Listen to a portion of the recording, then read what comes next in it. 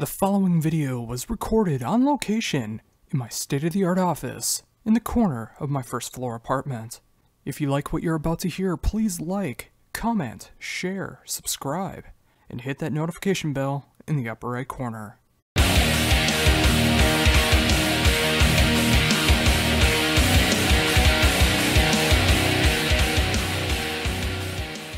Thank you for taking the time to do this interview to be able to promote the brand new Warrant album, which is coming out next Friday through Frontiers. Thank you, man. I appreciate you taking the time to talk to me and talk about Warrant. Oh, absolutely. I've been a tremendous fan for as long as I can remember of Warrant, and being able to see you guys a couple years back with Skid Row was a tremendous time for me, and it's great to be able to help promote the brand new album because, you know, it's been 6 years since the last album from Warrant, and I'm glad to see where you guys are at right now. Yeah, I think we're wearing our influences on our sleeve more than ever with this new record.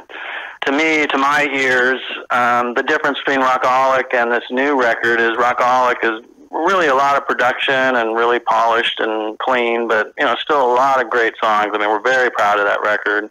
But this record seems to be a little more analog sounding, more organic, a little more rough around the edges. Yeah, and I really appreciate that too. I mean, I love hearing that hard-hitting stuff that you guys have been known for over the years, and it really shines through this time around.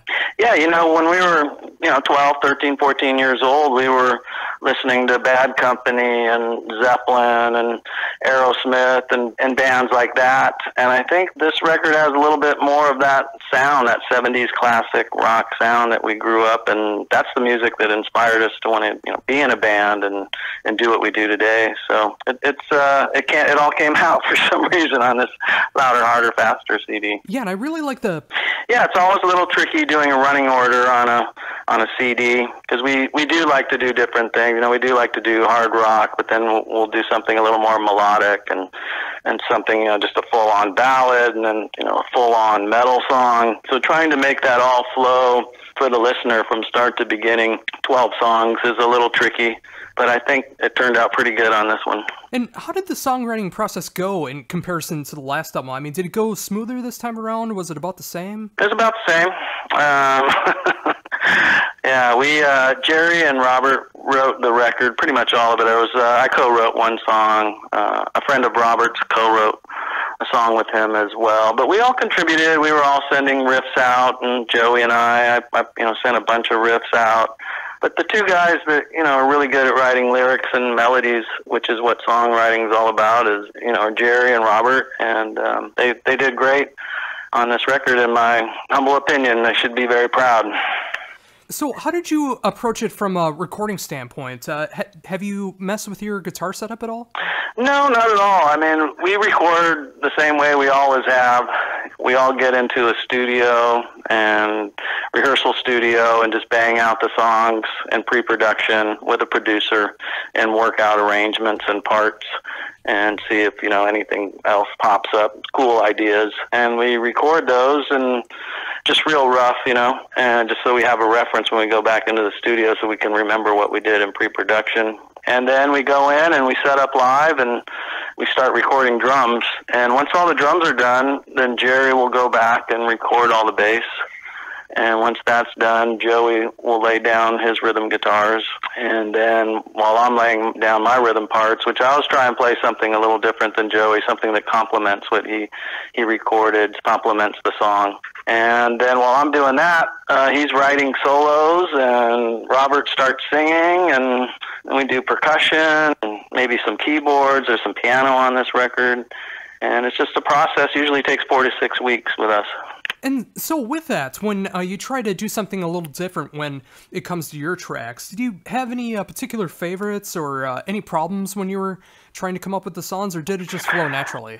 I've been doing it since day one like that, for 20-some years, 30 years now, longer than I'd care to say. So it comes pretty naturally, and the producer, whether it's Keith Olsen or Michael Wagner or Jeff Pilson, they'll have suggestions. That's a great thing about working with a producer. I might have an idea. What do you think of this? I'll come up with 2 or 3 different ideas that I could potentially play with the song that I work out at home or in the studio, and we'll invariably pick out the one that complements the song. I mean, it might be a totally different part than what Joey's playing, and usually that's when that happens. That's usually the coolest, you know. Oh, definitely. So, what has been the reception to the singles so far?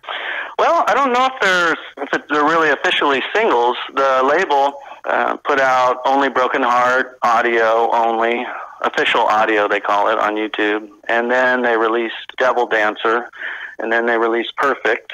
And about 2 weeks ago, we went out to Arizona and we shot a video for the title track, Louder, Harder, Faster. And the video just got finished about a week ago, and we're debuting the new video May 5th, this Friday, I believe. Oh, very cool. So, yeah, I'm not sure. I guess if you had to say which one was an official single, I guess it would be the one that has the official video. Louder, Harder, Faster. But, there's some songs that stand out. Like Perfect or You in My Life, the ballad, that could be real nice videos as well. Oh yeah, and I'm definitely looking forward to see what you guys have in store for the title track. I mean, it's such a great way to open the album, and it's going to be great to see that visual interpretation on Friday. Yeah, I think it turned out pretty good. Everybody in the band was like, yeah, that turned out pretty cool. You never know, you have an idea written on a piece of paper, and you have a treatment for the video that, the director and the band works out. And then you go out and actually execute it with a team of people. And so you never know if it's going to, you just don't know. It turned out real nice. What's it like working on a music video after all this time? I mean, of course, when you were in the 80s and, it's like music videos were such a huge thing in the MTV era. How does it feel having it more of a online presence as far as music videos?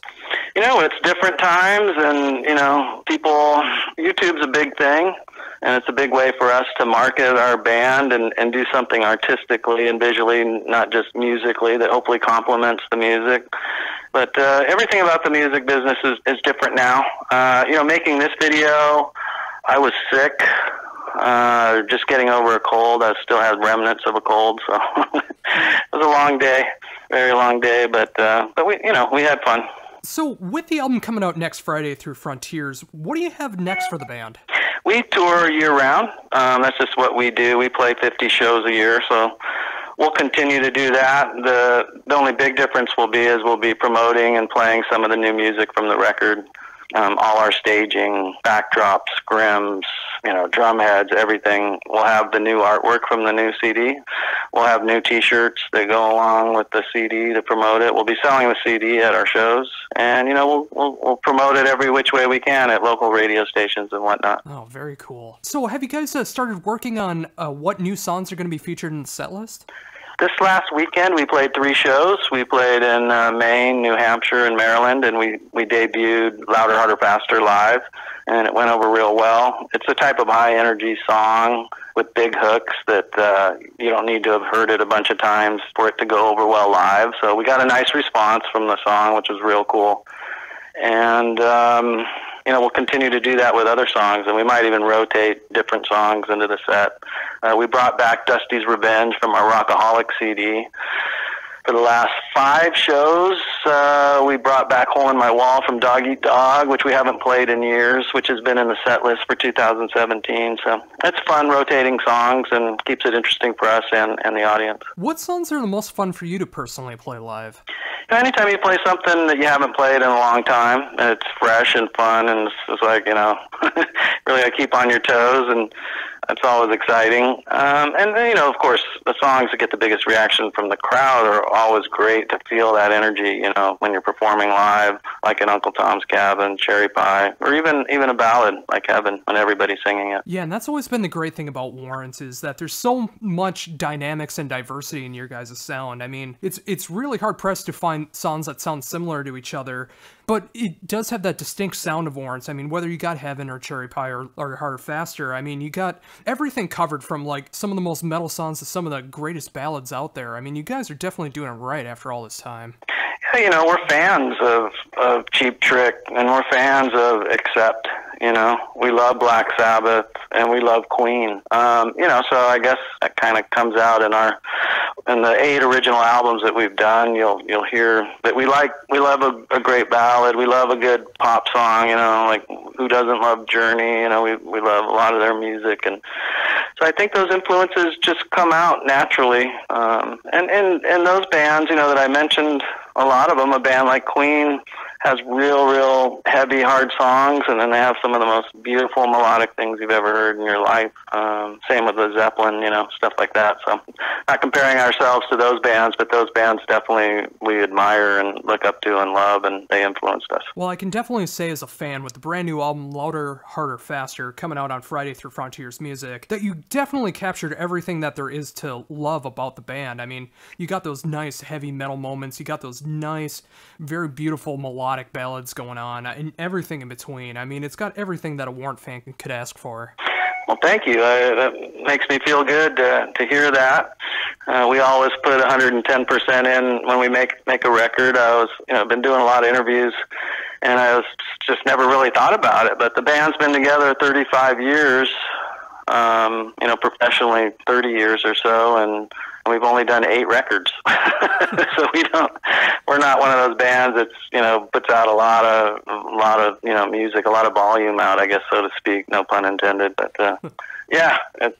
only 8 records in 30 years. I'm glad people like them. Yeah, it's definitely a quality versus quantity thing when it comes to Warrant. Yeah, we just songwriting and all that doesn't come easy for us for whatever reason, but when it does, when we do get down to business and we do make it happen, it usually turns out pretty good. At least good enough for us to be real proud of it.